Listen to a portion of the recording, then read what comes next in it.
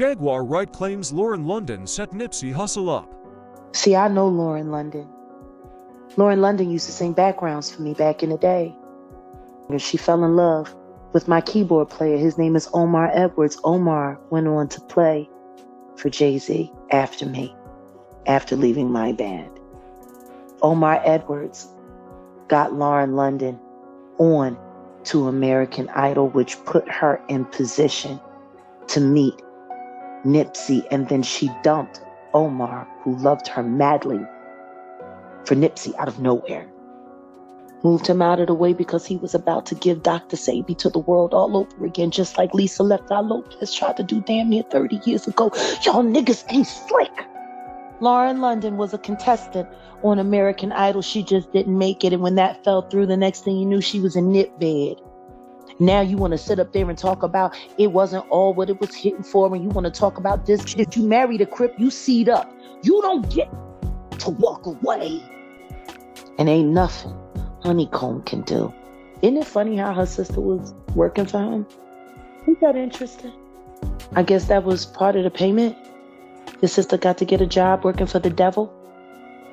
Because I'm accusing you now, Lauren.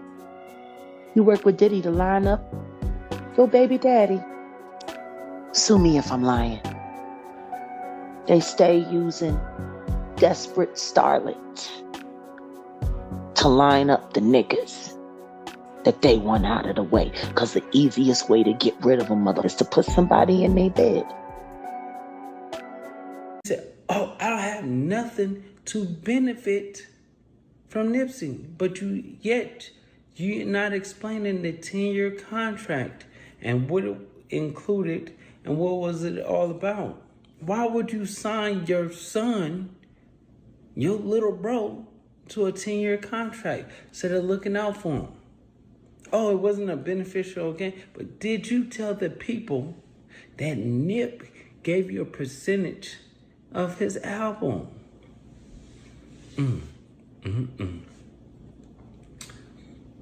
Sugar plum. It's not adding up, right? Let's tell the world, right, how you said the clothing stores, you don't sell clothes and stuff, you give them out. You sell backpacks, blunt wraps, everything. You have a store on Crenshaw on 57th.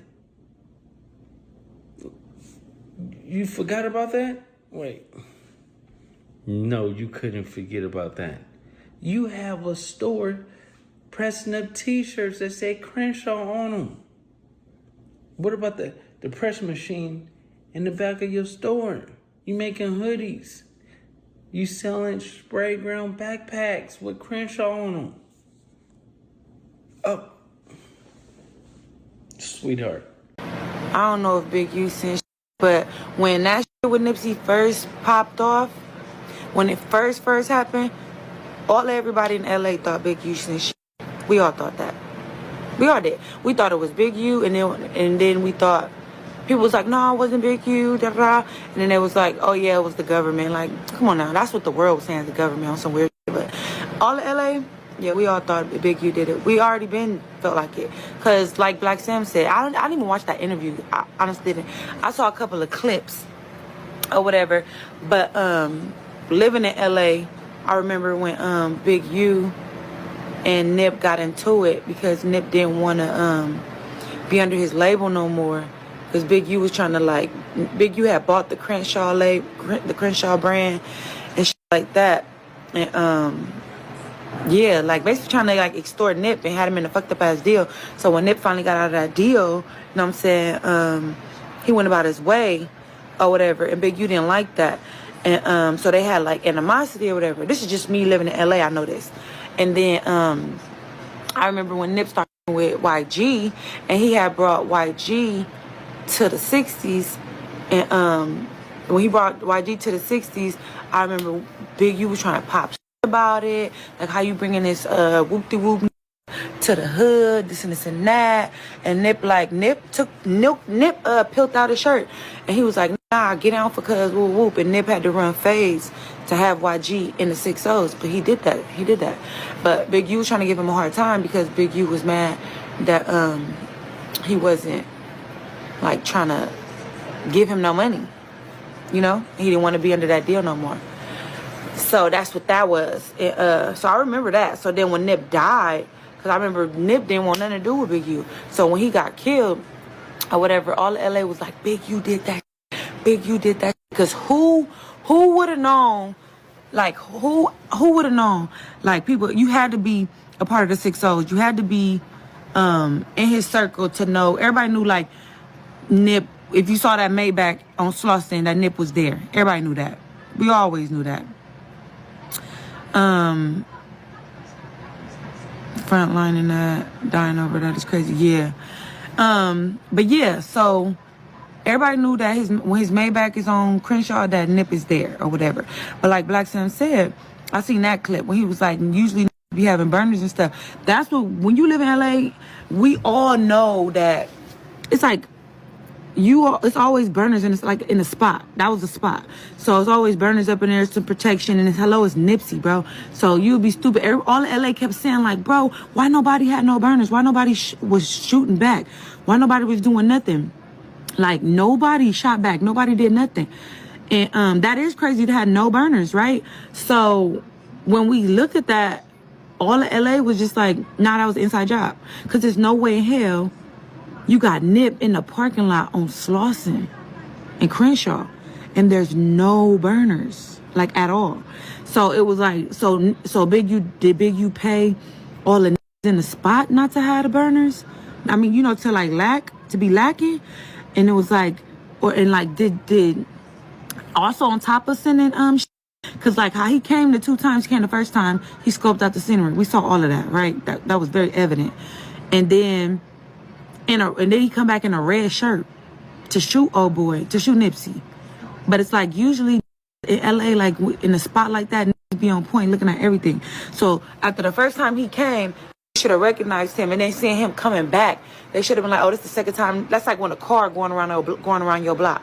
You're like, this car just went around the block like twice. And when it come again, that's the same car. You be on that type of stuff. So it's like, I feel like that's why Black Sam don't with none of them, because he feel like them niggas either f***ed up or they was in on it. So I get it. I totally get it. But is somebody gonna do something about it? Probably not. Because they've been talking about that for a long time inside of LA. Y'all just getting a whiff of how Black Sam feel, but he been on who felt like that. That's why he don't with the 6-0s. Ain't been with the 6-0s. That's why he don't sign off on nothing. Nobody trying to use his brother's shit. None of that. You can say that was just a bad motherfucker day. It was a bad motherfucker day. But I don't think it was just a bad motherfucker day. I do think it was something. Cowboy looks suspect in the motherfucker. All of them look suspect. That's why Black Sam don't fuck with none of them. They all look suspect. I felt like it wasn't just it was just a shooter, bro. It was more than that. Like, it was more than involved. He was just a shooter. No burners is crazy. That's a fact. No burners on Slauson and Crenshaw is crazy. If Big U was in on this, that ain't no way Shitty would have give him up. I think that if Big U was in on it, for sure, I think Shitty, I don't know. Cause bro, you remember after that happened, they went and shot up this family house. They wiped out his whole family. Baby mama, granny. Them niggas dead. Like, they went and did John's that same day. People's is dead behind that. And it's like, most would have been like, I ain't got shit to live for. Y'all killed my people. And if Big U, that's you know, I gotta play devil's advocate, because if Big U was actually in on it, I would be like, you paid me or you did whatever, and I did, and I held up my end of the bargain. But now my whole family got killed behind this shit. You couldn't even keep my people safe. You know what I'm saying? Which is stupid, because why would you go kill somebody like Nipsey and then leave your mama and them on the block in the 60s? You supposed to get them up out of there before you even went to scope the scenery. So, you know, like for me, I probably would have been mad and hurt and feeling vindictive. And I probably would have been like, you know what? That put me up to it. That I'm just telling you, I'm keeping it real. I don't got enough to live for. They wiped up my whole family after I did this nigga a favor. I don't give a He said, I was in the jungles when it happened. Ghetto Bird went up fast. There ain't no way paperwork on shit he ever snitching. There ain't no paperwork. I didn't say he snitched. I'm saying if devil's advocate is they trying to say Big U put him up to it.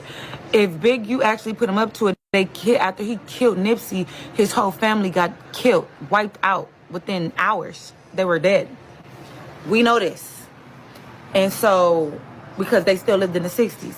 So therefore, if it was me, ain't no way Big U could have kept me quiet after that. Because I did you a favor or I did whatever and you couldn't even keep my family safe. So, ain't got nothing to live for at that point. PC up, tell them. All right, it's not the mother movement for me. Cause you Paru, walking behind this old weird, fruity, fake looking at y'all spoke on 6ix9ine about dyeing his hair, and this YG do all the mother and above. And it's disgusting because the same individuals that held me to these standards, bro, is supporting this YG, bro. He ain't never slid. He ain't never hit a prison yard. When this mother was in the county, he was in yellow, playing crazy to get meds. He EOP. He triple CMS. You know what I'm saying? Y'all not pointing that shit out because it ain't Snoopy.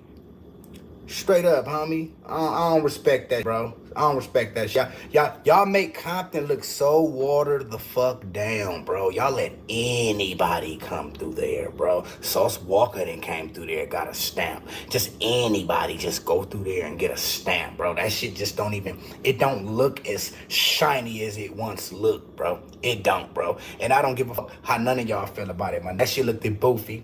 Therefore logo. Hen Dog, man. He was a cat that drew the Therefore logo. Like I said, you know, everybody started complaining about, you know, they share the money or why this not being fair or whatever.